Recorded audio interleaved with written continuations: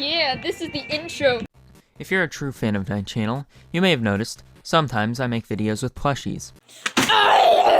And you most likely did not click on them. I want to change that, obviously. At the time of writing the script, at least, I was pleasantly surprised at the reception of the Zooblebox episode, as I put a lot of passion and work into them. Work only referring to recent ones. Everyone knows this has no effort put into. Got the pizza.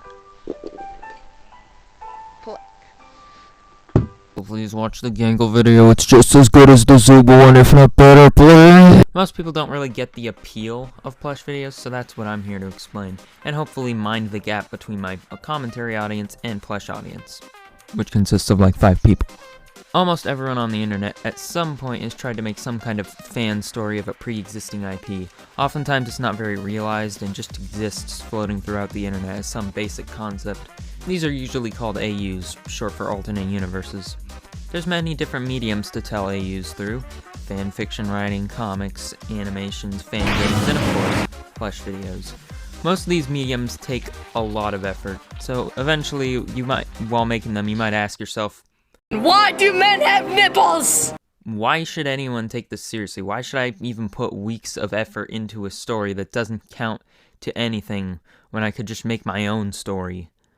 So you might look for an easier alternative. Fanfiction writing is obviously the easiest method because you literally just type words and the only difficulty is your competence as a writer. But fanfiction has a reputation of endless cringe, usually being about crack shipping and having worthless Mary Sue self-inserts, and so much more, that people will most likely just stay away from it, even if they want to make a fan story. And that's where plush videos come in. Any kind of live action is going to be a little easier than painstakingly moving and drawing something like that, frame by frame, or coding an entire game. But going bigger with like full cosplay requires like an entire house or other kind of location at your disposal, and depending on the characters, you might have to make your own costumes, and you need to have friends, which you don't. Going small with toys, you'll have to build sets and backdrops if you don't want your characters to be in a randomly colored abyss, and you'll also need tons of props. Plushies are the perfect middle ground. Small enough to manage with ease and manipulate the camera to not see your absolutely rancid room, but big enough to use normal real-world items and it only being a little jarring. I think the best comparison for plush videos is Gmod videos. Sure, if you wanted to, you could have a long, super serious overarching story built on various characters from different franchises interacting with each other. More than likely, you're gonna make some nonsense with explosions, slapstick, goofy self-aware humor, and maybe if you can manage to fit it in, some kind of meaningful plot on the side, or at least characters with consistent personalities, most of which often stray from the source material, but I digress, and maybe running jokes and settings. It's genuinely kind of surprising that there are entire channels dedicated to the lore of channels like SMG4, and it's near unthinkable that there are some people unironically invested in the lore of something like Super Mario Logan. Speaking of SML, a common turn-off point for plush videos is the setting. Almost all plush series have the characters removed from their proper location and just dropped in the house for no apparent reason. Seriously, the amount of characters that just live together in one house in these series is absurd, and even characters who don't live with them always end up in their house somehow, even when they're like mortal enemies trying to kill each other.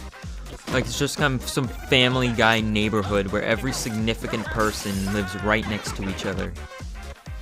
I am also guilty of using this setting for 2 of my series, but I actually made it a part of the lore instead of it just being that way because yes. For Plush Tale, I made it the place at the end of the Pacifist where Papyrus builds one giant mansion for all the monsters to live in. And for Super Kirby Plush, I made Kirby and Meta Knight move into a house to train and prepare for greater evils. This house just so happens to be the same house that the monsters are in. In retrospect, it seems a bit contrived. And yes, this is an interconnected universe. This was also made before Forgotten Land came out and all the human and earth lore dropped, so this plot point definitely needs to be rewritten. Now I'm just gonna like ramble about a bunch of random stuff about lore and whatever else. If anyone actually has watched the Plushtale episodes that came after recreations of original Undertale stuff, you'll probably notice that Sans acts really out of character, being rude, self-absorbed all the time, and just saying meme brain-rot nonsense form comedy instead of his actual puns and stuff. This was from that era of the Sans Undertale memes, where Sans had lost all identity as a character and was seen as nothing but a meme lord. It was also somewhat inspired from a different Undertale plush series, but the reason why Sans acted like that in that one was because the guy who made it just genuinely did not like Sans and made him as unlikable as possible. Anyway, it goes to a boiling point in the second episode of Kirby Plush where Sans infiltrates the Super Kirby Plush series and attempts to sabotage it so it doesn't become more popular than his series. You can actually spot Sans stalking Kirby throughout almost every episode from then on out. Some super obvious, some very hidden. If you can find all the Sans cameos in Super Kirby Plush, you get a special prize! Probably just a shout out, I can't think of anything special. Now, reminder that all of these super low quality plush videos I made before even having a channel. But I did happen to get it right. The view average for Plushtale was like 40 to 60 views, while the average for Super Kirby Plush was like 100 to 200. But now, the amazing plush circus has blown both out of the water, with the Zubelbox episode having more views than the entire playlists of both series. So when I return to those series, I'm definitely going to need to update that plot point if I even want to continue it at all. On the topic of returning, I still have a lot of old Plushtale and Kirby Plush from the pre-YouTube era that I have just sitting on my devices, and now that I've already posted actually high-quality plush videos, and they've gotten decent enough views, it's going to definitely kill my channel if I suddenly start posting low-quality ones again. I think there's only one super low-quality Kirby Plush video that I have left, and I need to remake it anyway, because I literally did not have the right plushies for the video, and just used substitutes, and it's just super terrible. There's two decently high-quality plush videos, Kirby Plush videos, but they're still not scripted. But for Plushtale, I think there's like 8 low-quality episodes left, 2 decent quality remakes of old ones, because I lost the originals for a while until I recently got them back, and then there's 2 more decent quality ones. And then there's some even older versions of the very first episodes, also from the batch that was once corrupted. Even so, the decent quality ones still had no script, so the dialogue is probably atrocious in comparison to the more recent stuff. Overall, I feel the general consensus of plush videos is that they're only for kids, or another form of brain rot, which is probably in no help due to the fact that a lot of them were made by kids. And the content farmy stuff is definitely out there, but there's also a side of Plushtube that outright states it's not for kids, with some genuinely clever, thought-provoking, funny dialogue. Because, you know, you're British. But I try to be somewhere in the middle, because content for kids shouldn't be excluded from having thoughtful stories. Now, I know that at least a couple of you are probably looking at my videos and thinking, these videos meaningful? Both the Zubel and Gangle video were originally going to be way longer, but a variety of technical issues got in the way. First, I live in a very small house with a lot of family members and everyone else, but my sister is an adult. The room I want to film in has to either be completely empty or at least appear empty. It also has to be at a time where no one's going to call me down to do menial tasks that they could easily do themselves. And also, people don't know how to shut up, so there's often background sound, which is why so many scenes have no audio other than music and voices since they're added in post. So basically, I need pristine conditions in order to film. And it feels wrong to tell them off because really my videos do not take priority over whatever else is happening. It's like a roll of a die if these videos are even gonna make money. On top of that, there's limited storage space on my phone, but I swear for real this time I should be getting my computer soon, so that shouldn't be a problem anymore. And the Zubel episode in particular, I tried to rush it out so I could release it before the official episode 3. So yeah, that's why those take super long to make. And as for what didn't get in the videos, there was originally going to be a bigger focus on Zubel's identity with a montage of them and with different parts while looking in the mirror. And as for the Gangle one, I can't exactly say what was going to be in the Tangle battle, but it was definitely not as good as I wanted to be. Filming that part was by far the most frustrating part of the entire video to make. Anyway, shoutouts to Chazington for being probably the biggest pioneer in minding the gap between plush videos and a critical thinking audience, even making plush videos of his own. They kind of remind me of old Smosh skits for some reason. They're also made with a more mature audience in mind.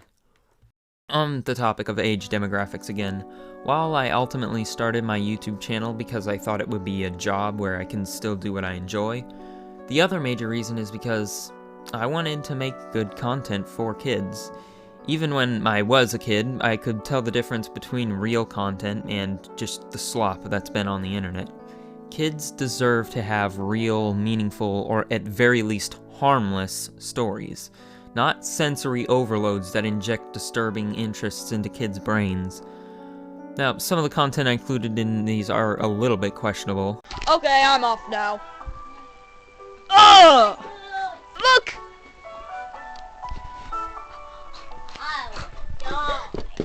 I think Sans is hanging himself. But heck, I was a kid when I made that. Kids can handle the concept of death and mental issues. It shouldn't be reserved for teens and adults. Nothing I made was outwardly malicious, unlike most other kids' content.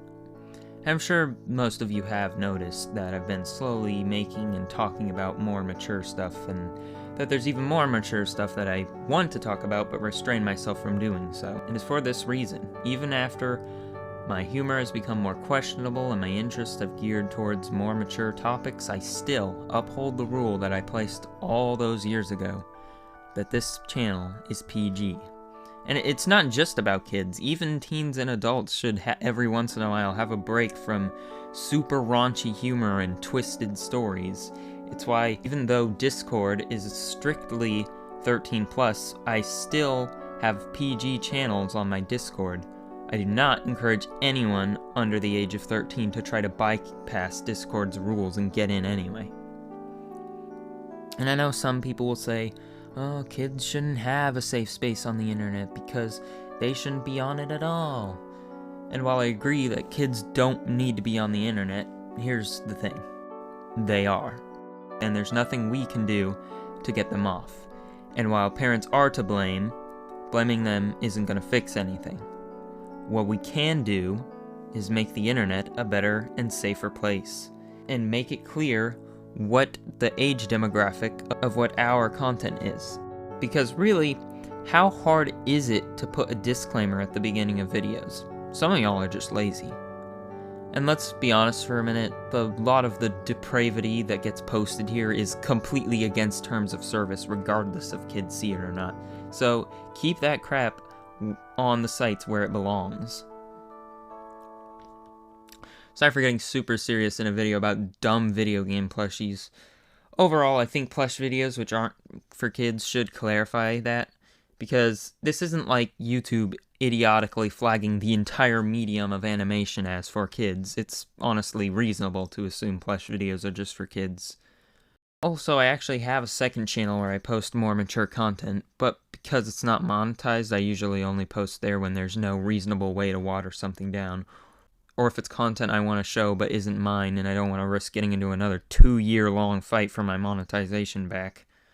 Also, I have one single episode of Hollow Knight plush that I made that I should probably post, but because Hollow Knight takes place in cave areas with low light, I'm not sure I can continue it in the current location I'm in. But if demand is high enough, I'll try. Also, rest in peace Sans the Plush YouTube channel. Don't know why he chose to delete it, but he did.